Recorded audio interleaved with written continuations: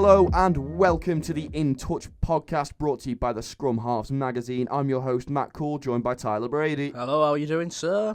We've got an action-packed show for you today. Current internationals, men's mental health and IMG all feature, as well as a bit of old-fashioned debate at the end there.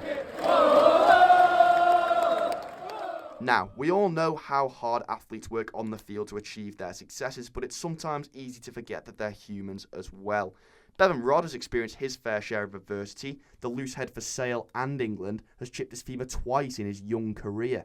Both have a 10-month recovery time and put him on the sidelines for close to 2 years. Here's how he felt in his darkest times after being told that he couldn't repeat the same surgery and that his career may be over. I remember thinking, this is over. And it's quite a dark thought to have that when you're 19, 20. Considering like your dreams just started, you think you're going to play forever. You're 19, you don't have to warm up, you don't have to do that. You just think, all right, I can play forever, no injuries, sweet. And then to have that thought of, fuck, my career's over. Yeah, obviously Bevan's still only 23, and it's just fantastic to see these young athletes talk about mental health, which has previously been probably seen as a bit of a taboo in recent times. It's easy for these people to go into the shell. Obviously, Bevan would have been in quite a deep hole with chipping his femur, but it's fantastic to see himself climb out of it and kick on for his career. I couldn't agree more, and as a young athlete, what an example he's setting for the next generation coming through who may struggle with their own mental health at times. How great is it to have somebody of his calibre and know that they can talk about it too? Sticking with the theme of mental health then, and moving over to our friends in Rugby League in Yorkshire. Southland Masters are a team that have reformed after 30 years away from the game on their old pitch with their old changing rooms, looking to put an emphasis on senior mental health, an issue which is hugely prevalent across the country. Here's founder Simon Moat on what it's meant for some of their players. Some of the lads that come down haven't even played. And I think for them to be part of the team as a bloke is huge. It's huge because they'll just go about the daily routine of going to work, looking after the kids, doing this, doing that. And I think everybody, male or female, needs something. You need something to do that gets you out and about, gets you mixing with people. Do you know? And even if we go to Acorn on a night, God knows how many balls are dropped or whatever, but it doesn't matter. Well, the impact there is obvious, I think. Thoughts on that? I think it's just fantastic that Masters Rugby's finally getting the recognition it deserves. You know, mental health and loneliness is such a pressing issue in this country amongst the older demographic. So the fact that schemes like Southlands exist for people to for old people to go and release is just fantastic. I mean, we both have grandparents, don't we? And it's sometimes you do have to worry about whether they're getting active enough and whether they're getting the mental support they deserve. So having something like Southlands out there just takes the pressure off countless people who do worry about the grandparents. Absolutely. Sticking with the league side of the game then, and we've got to talk about the IMG rankings. They'll see teams receive a grade from A to C, and that grade will decide promotion and relegation across all of British Rugby League for the first time ever. Having looked at those, the first thing that struck me was imagine being London Broncos, knowing that whatever you do this season, you're going down. It's harsh, it's very harsh, and I really couldn't imagine the mental barricade currently in front of them players and coaches, but ultimately the IMG gradings are assessed fairly and it's a metric. And it's tough though. It's very tough, and I couldn't imagine being, like I say, a player, a coach, or even a fan of London Broncos at this current moment. Of course. Well, Leeds Rhinos received the highest grade of any Super League team with a grade A. We had the pleasure of speaking to their CEO, Gary Hetherington, and he gave his take on sporting merit being taken out of the game when promotion and relegation is concerned. But I think that a grade B club should be able to be relegated dependent on where it finishes in the league table.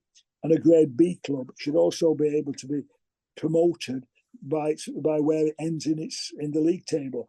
And that, to me, has to be winning the grand final for a championship team.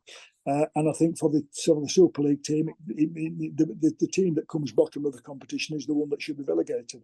Great bit of insight from Gary, but it just doesn't sit right with me. I mean, sporting merit decides every other promotion and relegation. It's tough on the Broncos. It really is tough. However, the British Rugby League system has needed a shake-up for some time now, and who knows, maybe this is the answer. I'm not convinced myself.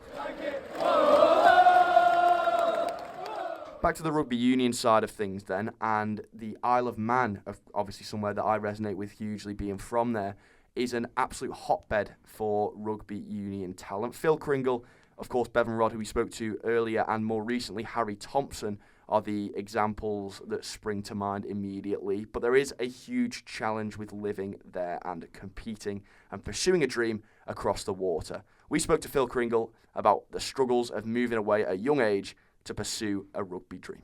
The big sacrifice, obviously, like you miss a lot, but it depends if you've got something that you're really fixated on and you're dreaming of doing, then it was kind of by the by. It was just part of it. It was part of the cause. And it all kind of became a little bit irrelevant because in my head I wanted to do what I wanted to do. So the fact that I was missing the odd party or, missing school or anything like that was kind of irrelevant. Really interesting that from Phil there, and not something you necessarily consider when you're thinking about sort of professional athletes, what they've had to leave behind to pursue what they want to do. Yeah, of course, we're both students ourselves. Absolutely, so we can somewhat resonate with it, but yeah. I guess me more than you to an extent because I'm moving from the Isle of Man. 100%, but I just couldn't imagine on top of moving away, the pressure of having to play professional rugby and knowing you can be cut at any time. It's absurd for me, really. It's incredibly ruthless and not something that many people get, but that's professional sport, I guess. Finally back onto rugby league now, and a bit of spirited conversation for you, Matthew. Here we go. October 2024. Who lifts that grand final trophy? For me, obviously, I'm quite new to the sport, but also, I guess, quite objective then. Wigan. Got to be. I mean, they've gone from strength to strength, weaken their rivals as far as Catalan goes. Yeah, I mean, there's to lose for me. Unfortunately, very hard to disagree. Obviously, looked outstanding last year. They've got the World Club Challenge back in England, which is exciting on the 24th February. And if they can win that, then that puts them in really good stead for the upcoming season. Obviously, my team, St Helens, bit of a transitional period last year. I don't know what you think about that. Is that what we're going to call it? Somewhat of a transitional period. Just fell short of the grand final because of Sam Tompkins. Bit of a sore subject. Yeah, of course. But I mean, as far as other picks go, anyone you got in mind? Very excited to see Leeds. Obviously, two huge signings in Brodie Croft and Andy Ackers. Yeah, I mean, they weren't with it last season, though. Hugely impressed, and there'll be two fantastic acquisitions for the Yorkshire side. I mean, you got a Rue Salford now. I mean, they've lost two key players, and off the pitch struggles as well will surely be impacting them, and it's very, very difficult to see them competing at the sharp end of the Super League this season. Definitely not. Warrington, new coach for Warrington. Yeah, maybe a bit of new coach bounce, but is it finally Warrington's year? It's always their year if you ask any of them. But I mean, it's I think they'll be up there or they'll be there or thereabouts. They always are. But as far as I think they'll be competing for the minor placings come post-season time.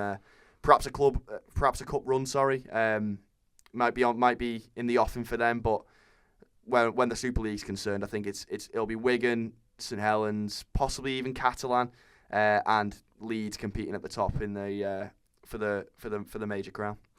As far as the bottom end goes, you can't help but fear the writing's already on the wall for London. But, absolutely. I mean, especially with the IMG rankings, it'd take a minor miracle for them to remain in the division for next season, and I'm sure that Cass will be breathing an incredibly heavy sigh of relief that they are in there, because I think if it wasn't for them, it'd be that club in trouble. Very good for the game, mine nevertheless, that there actually is a Southern club in Super League this season, albeit. Yeah, I mean it's difficult, isn't it? Because you always want to expand the horizons of rugby league. You want to encompass a wide geographical base, but it does make it a massive struggle, especially with the state of Super League and the investment in the Super League at the moment. The travel for the fans is going to be huge, but I think an opening day clash with St Helens will be a baptism of fire for the club, and I think like we mentioned earlier, it'll be difficult for them to get up for fixtures knowing that it's Championship rugby again for them next season. Well, that's about all we've got time for. Remember, be sure to get your hands on the Scrum Halves magazine for the full versions of all of today's stories, and like and subscribe for more up-to-the-minute details from the world of rugby. Last of all, thank you all so much for listening. For now, though, it's goodbye from Tyler. Goodbye, everyone. And it's goodbye from me. Goodbye.